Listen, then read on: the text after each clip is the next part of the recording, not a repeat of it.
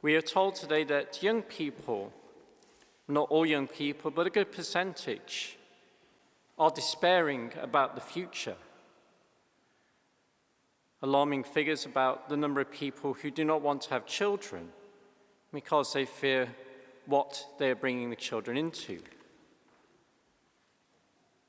And so there seems to have been a loss of hope in the young, at least in some of the young.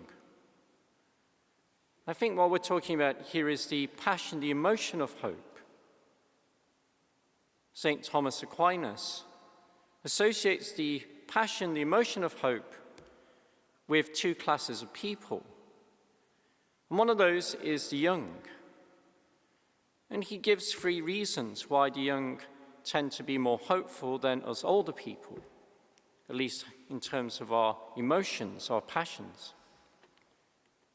First is that young people are absorbed in the future, but have little interest in the past.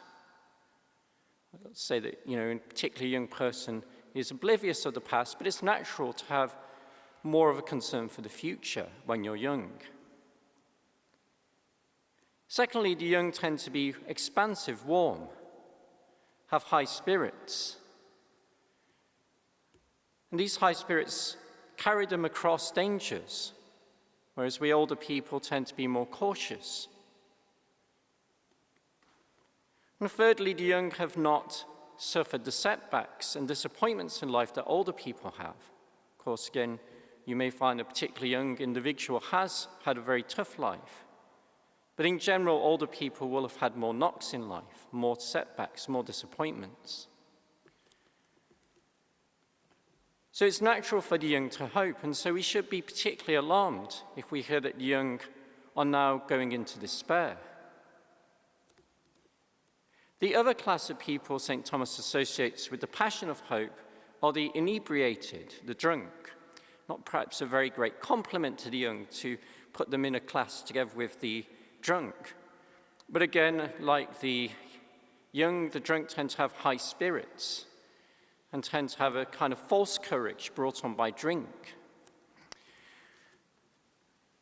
Now, the passion of hope, obviously not drink-induced hope, but the natural passion of hope is a healthy thing in and of itself. It's a good thing. The question is how we direct it. How that natural exuberance of the young gets directed is important. And of course, all of us have those experiences from our own lives of starting out with great expectations, great hopes for something, and then discovering that through our own fault or through circumstances, that our expectations are thwarted, our projects are not realized. And so the passion of hope cannot just stand on its own. It has to go with other virtues, with virtues which enable us to plan prudently for the future. And so part of growing in maturity is learning how to temper our hope, how to develop the virtues which enable us to properly realize the hopes we have. But what do we do when hope is gone? When despite all of our best efforts, circumstances beyond ourselves, there is nothing we can do to avert some disaster. In the first reading, we have the story of how the prophet Elijah encounters a widow who is in despair. This widow has lost all hope for a future. She is about to bake small cakes out of her remaining flour, her remaining meal, to eat them, and then her and her son will die.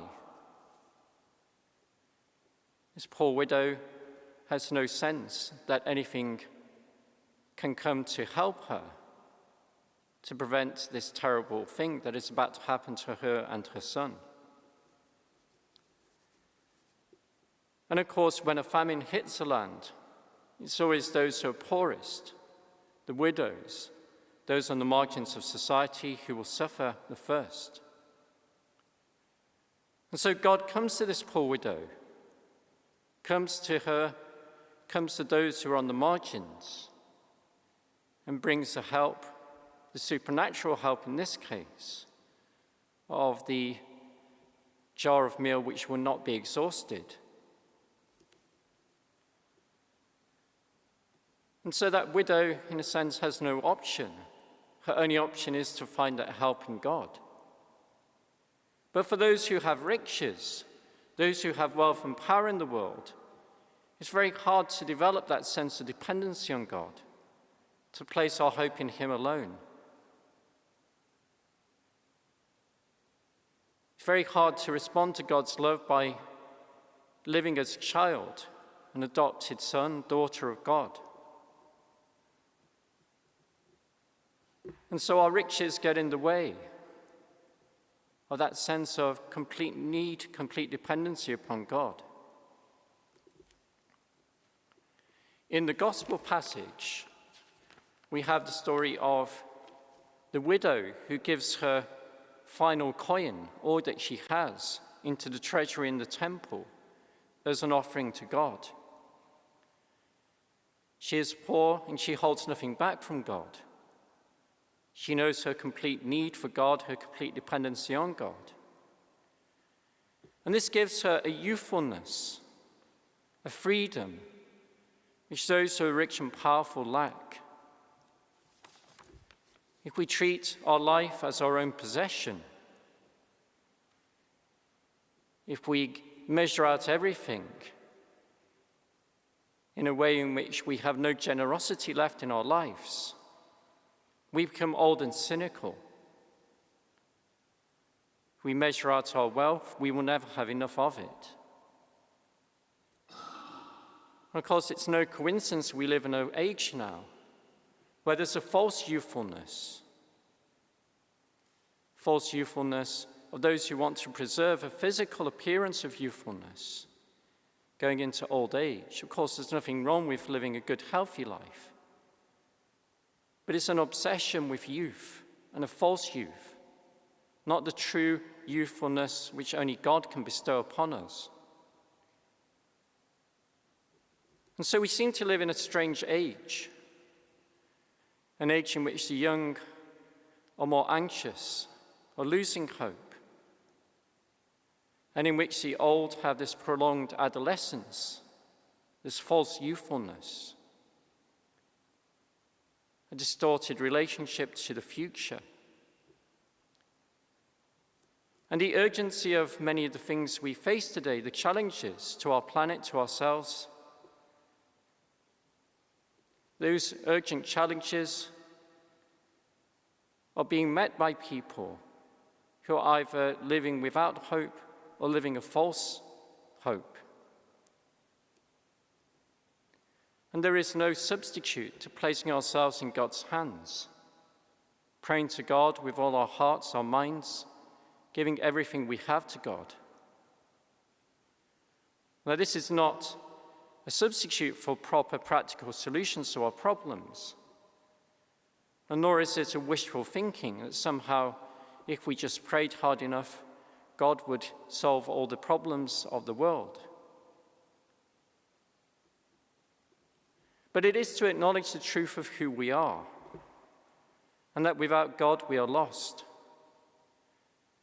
and that all solutions to our human problems find their answer in Jesus Christ. And so the rich cannot understand this, living with the illusion that wealth, that power can fix the problem.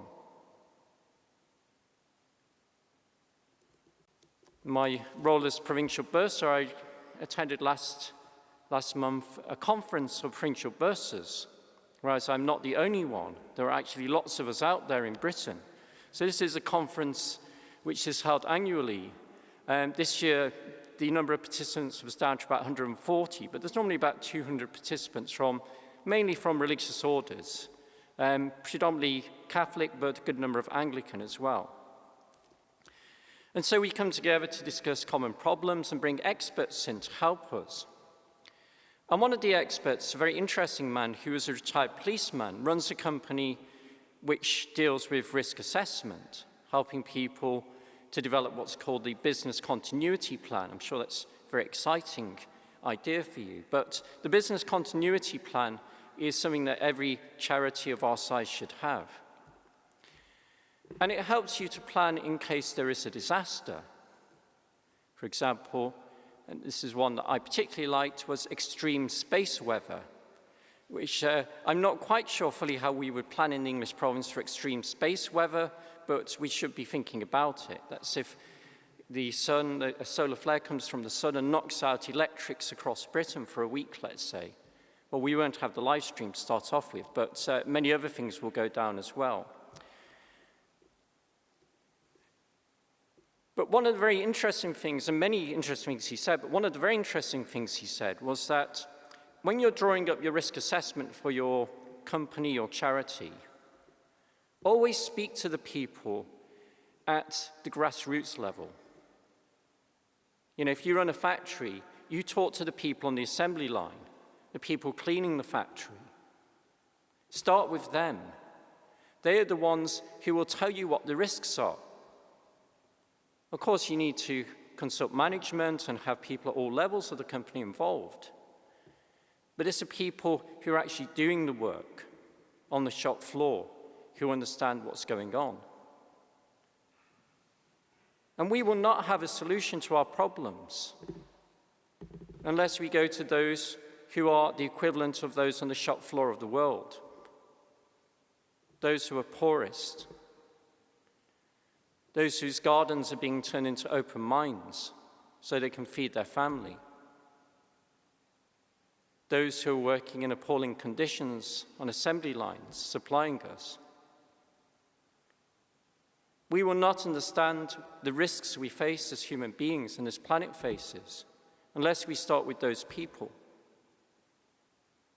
And of course, Christ is identified with the poorest.